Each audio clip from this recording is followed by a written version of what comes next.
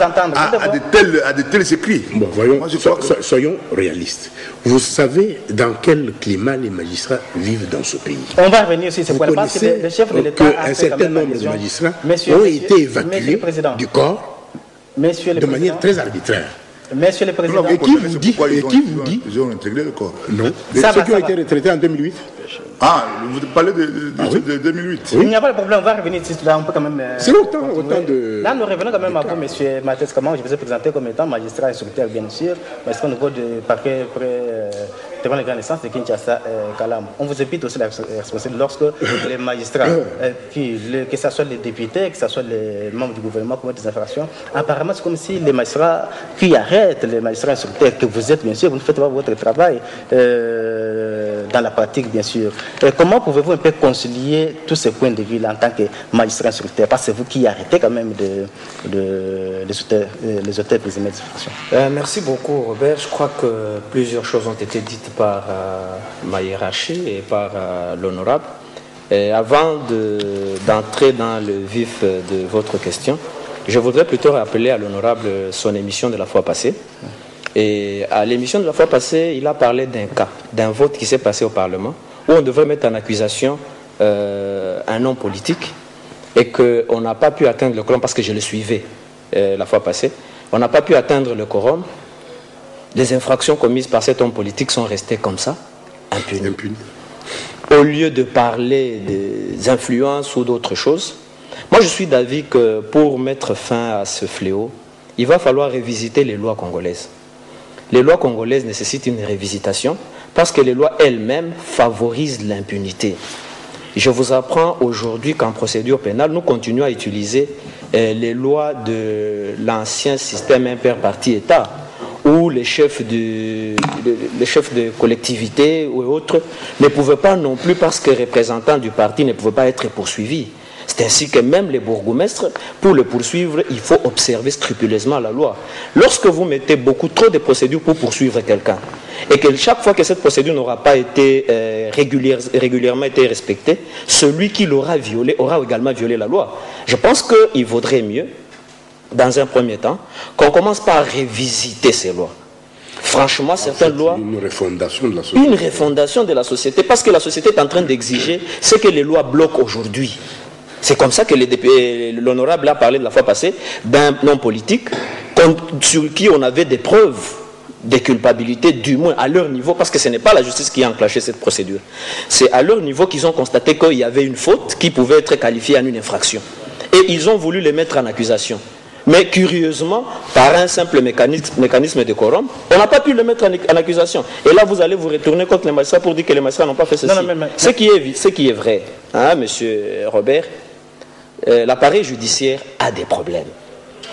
Et cet appareil a des problèmes, et ces problèmes méritent d'être revus.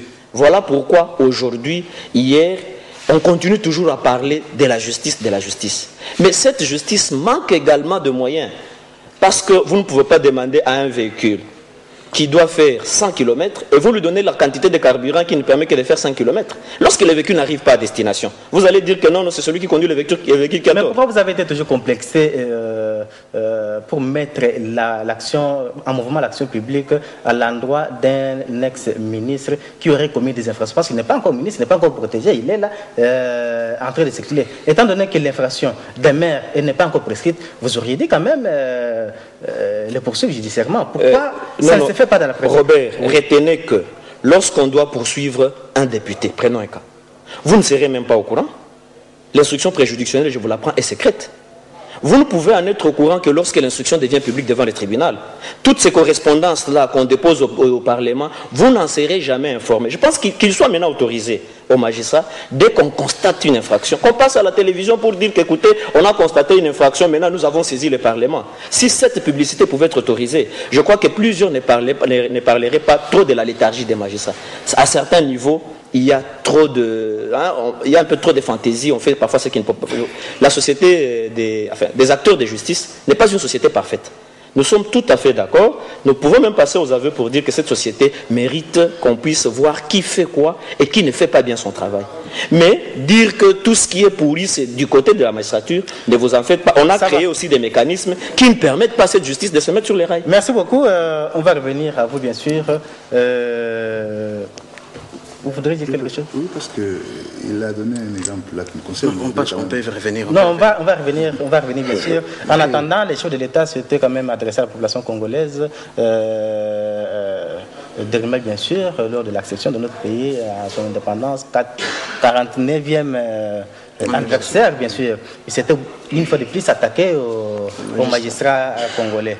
Nous devons d'abord suivre un petit extrait de ce qui a été dit à travers cette adresse ici du chef de l'État. Suivons d'abord. J'ai dans ce sens, depuis le 6 décembre 2007, dénoncé à maintes reprises la qualité préoccupante de la distribution de la justice dans notre pays. Perçue à juste titre par les législateurs comme garante de la paix civile et facteur indispensable à la stabilité politique, ainsi qu'au développement économique et social, aujourd'hui, la justice est elle-même au banc des accusés.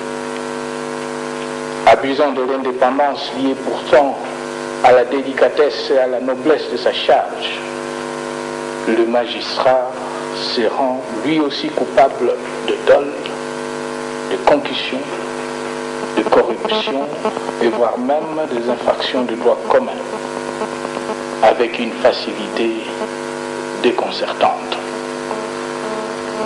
Quant à moi, garant constitutionnel du bon fonctionnement des institutions, je suis déterminé à mettre fin à cet état de choses avec le concours des instances attitrées.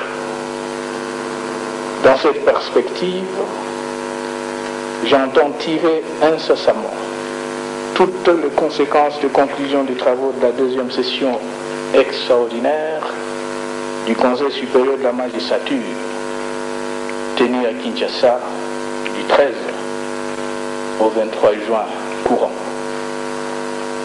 Il est temps que les opérateurs judiciaires choisissent leur camp. Celui de servir ou de martyriser davantage un peuple déjà meurtri et éprouvé par plusieurs années de conflits et de violence. Je ne doute pas du reste de tous les soutiens que la population tout entière apportera à ces mesures qui, dans le plus bref délai, contribueront à coup sûr à garantir la justice et la sécurité judiciaire